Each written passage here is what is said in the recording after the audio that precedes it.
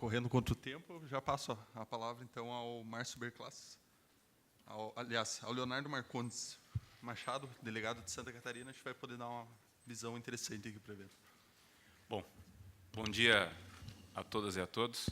É sempre uma grata satisfação participar dos eventos do Grupo Mentalidade Inquisitória, né, já na sua terceira edição. E, claro que eu devo um agradecimento especial ao professor Jacinto por nos incluir nessa jornada e a todos os colegas que colaboram no grupo, né. Queria cumprimentar nosso presidente de mesa, o Caio Fernando, meus amigos Camilin e Márcio, e todos aqueles que estiveram no Chile, em outros eventos relacionados a essa verdadeira jornada em torno de um processo penal acusatório.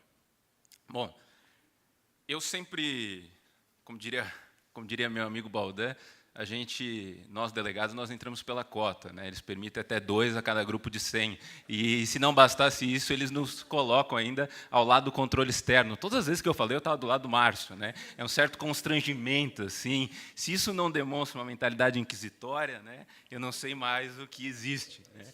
Mas, falando especificamente do nosso tema, nós temos que admitir que nós estamos aqui num espaço de produção de conhecimento, né? Eu sempre começo dessa forma porque eu não vejo outra maneira, né?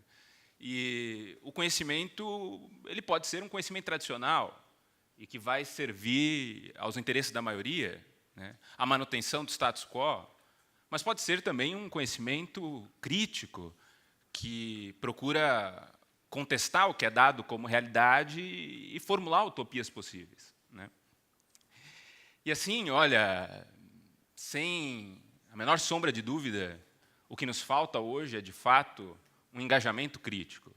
Porque a situação atual do nosso sistema de justiça criminal, ela é absolutamente preocupante, pelo menos para aqueles que têm algum tipo de ideal democrático. Para que não fiquemos apenas em uma discussão de cunho teórico, eu queria aqui citar alguns fatos, e posso citá-los porque são de conhecimento público. Aqueles que atuam no contexto da justiça criminal sabem exatamente do que eu estou falando aqui. Se nós formos a comarcas pequenas, isso foi repetido aqui por diversas vezes, existe realmente uma relação de proximidade e, sem exagero, de promiscuidade entre Ministério Público, magistratura e polícia, que é assustadora, né? Em algumas comarcas, nós temos reuniões em que esses membros, essas autoridades públicas, elas dizem, bom, afinal de contas, o que nós vamos fazer aqui? Quem nós vamos prender agora? E o juiz diz, olha, me ofereçam alguns nomes que vocês acham necessário, e o que a gente precisa é, basicamente, de um testemunho, de um reconhecimento fotográfico, disso, daquilo, e assim é feito o pacote.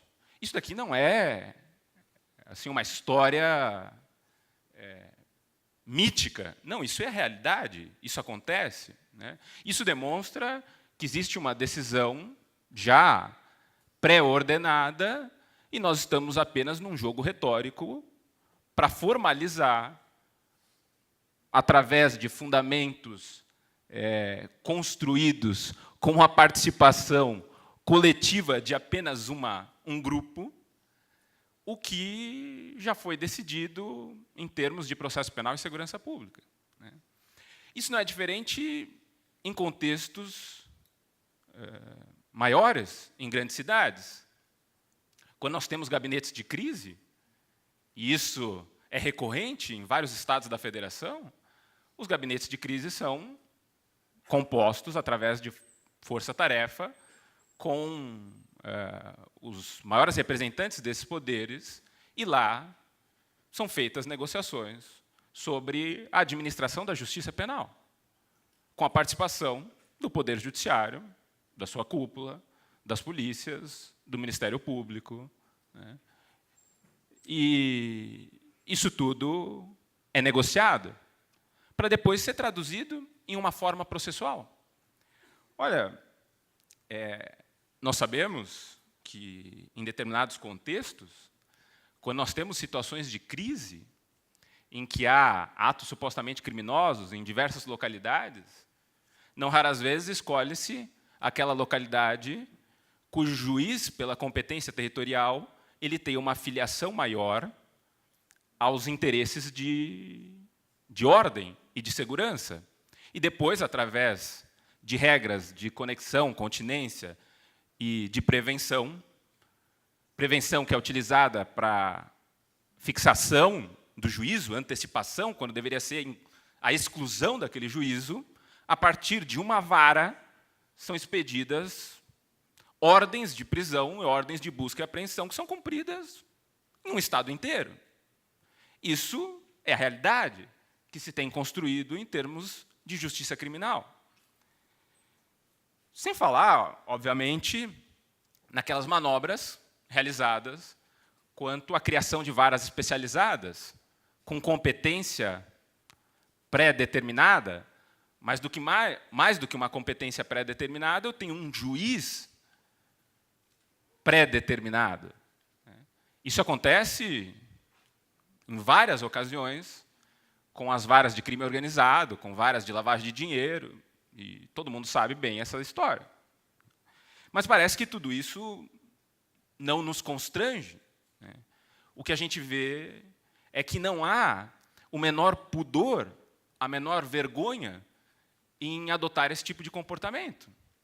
Virou um modelo de gestão do processo penal a partir da segurança pública.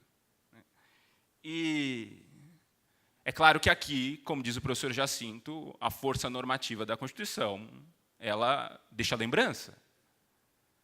A Constituição vira um simples referencial, como dizia um colega de uma dessas carreiras, ela tem uma construção muito abstrata, ela dificulta a operacionalização, por isso que é necessário se apegar ao código, porque ele é mais concreto, ele tem regras mais específicas, ele resolve os nossos problemas. Bom, é claro que ele resolve, a partir de determinada ideologia, e principalmente o nosso código. Nós vemos, acima de tudo, aqui uma ausência de limite. É um sujeito que a gente pode dizer, a partir da psicanálise, que ele goza sem qualquer barreira. Ele transforma o seu espaço de poder em um local para extravasar suas próprias pulsões.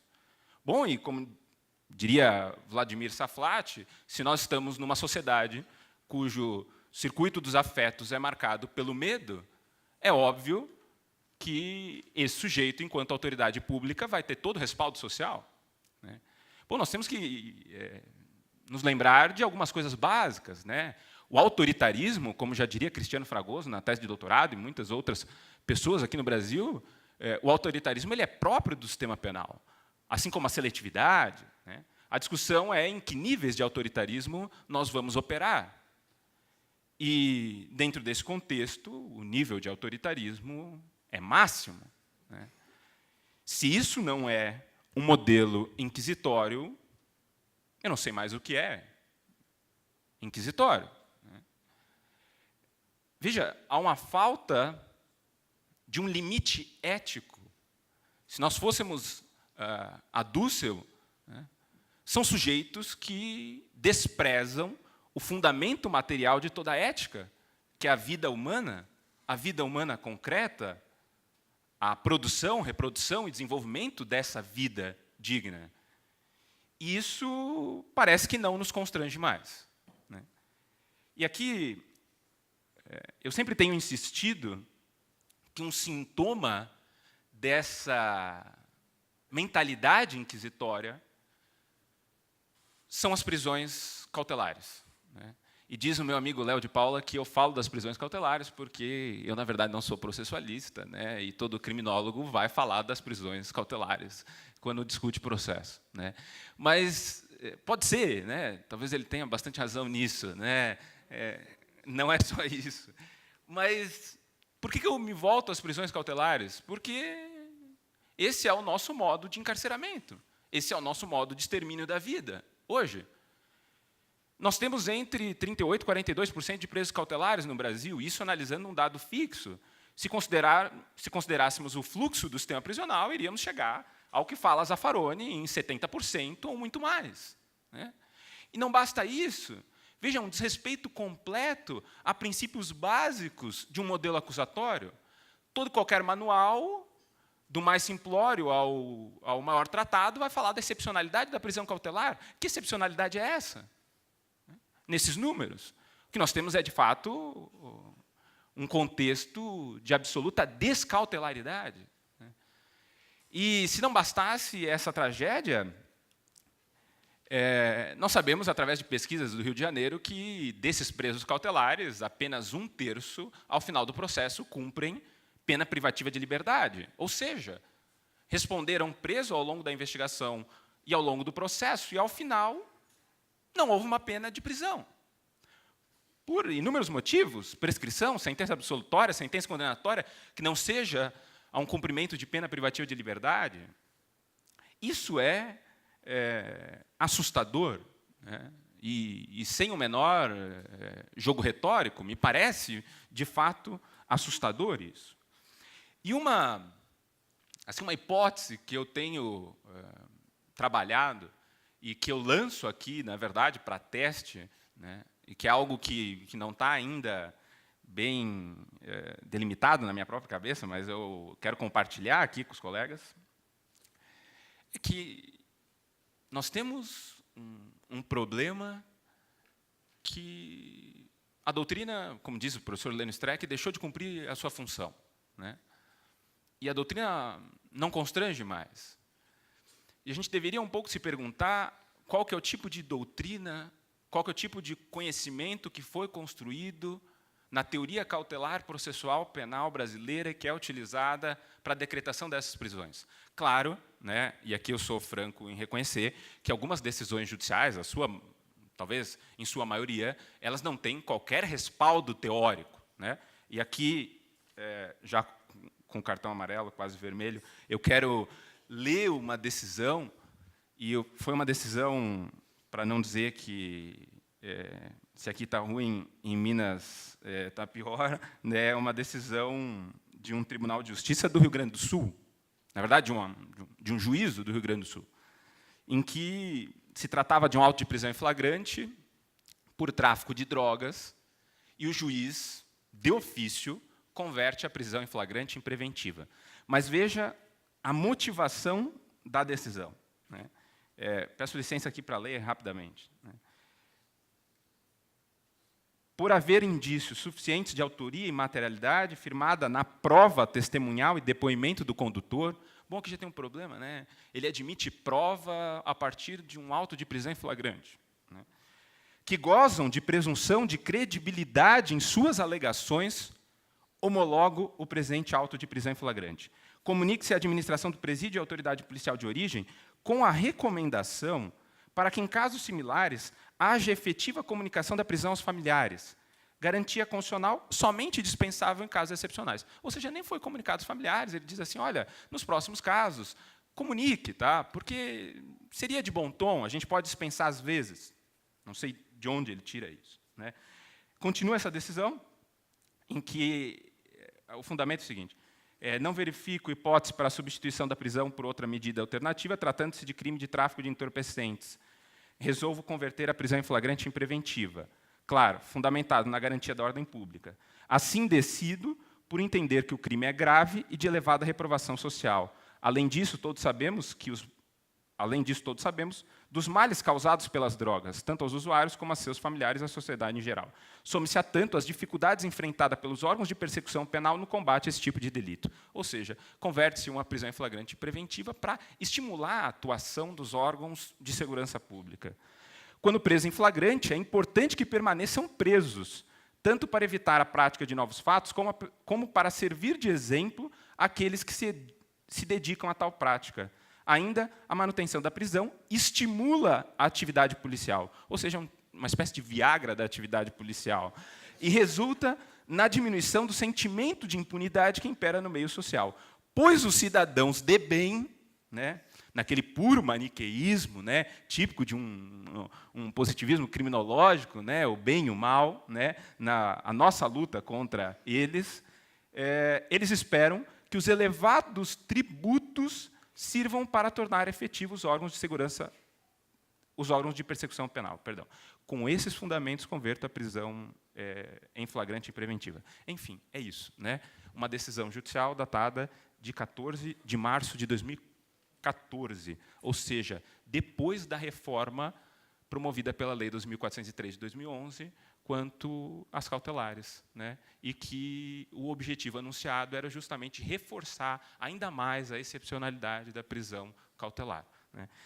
Encerrando, só para pontuar algumas coisas, eu acho que a gente precisaria olhar um pouquinho também para o que foi construído em termos de doutrina processual penal na teoria cautelar, né? A gente sabe que nós temos, principalmente numa teoria tradicional, uma forte influência dos trabalhos de Calamandrei, né, da sua introdução aos estudos sistemáticos de provimento cautelar, de 1936, em que essa doutrina é adaptada ao processo penal por alguns nomes bastante conhecidos de uma teoria tradicional de processo, e que vão afirmar que o fundamento ou a finalidade das medidas cautelares seriam o seguinte, né? Abre aspas, uma administração eficiente da justiça penal. Ou então, outro autor bastante conhecido no Brasil, clássico de processo penal, vai afirmar que a finalidade das cautelares seria tutelar o interesse punitivo do Estado, consubstanciado na provável condenação do réu. É claro que várias decisões não têm qualquer tipo de fundamentação teórica, mas me parece, e é apenas uma hipótese, né, que esse tipo de construção de conhecimento, ou esse tipo de teoria tradicional que nós adotamos, e muitas vezes com incorporação de conceitos do processo civil, de um discurso securitário, de um discurso de risco para o processo penal, com toda a problemática de uma teoria unitária, como já foi denunciado pelo professor Jacinto Coutinho, né, não nos permite também sequer constranger esse tipo de decisão, né? Nós não temos, infelizmente, na sua maioria, claro que há exceções, uma teoria consolidada de vertente crítica. Bom, e aqui, para encerrar, eu, por repetidas vezes, citei o professor Jacinto, mas não teria como deixar de citá-lo agora no final. Lembro de uma frase dele, em um dos seus trabalhos, que ele diz que é necessário que, mesmo os incansáveis Pilatos, eles escolham o lado que vão atuar, né? E é essa a nossa responsabilidade, a partir de um conhecimento crítico ou de um conhecimento conservador do status quo. E o resultado, né, todos nós sabemos. Muito obrigado, bom dia a todos.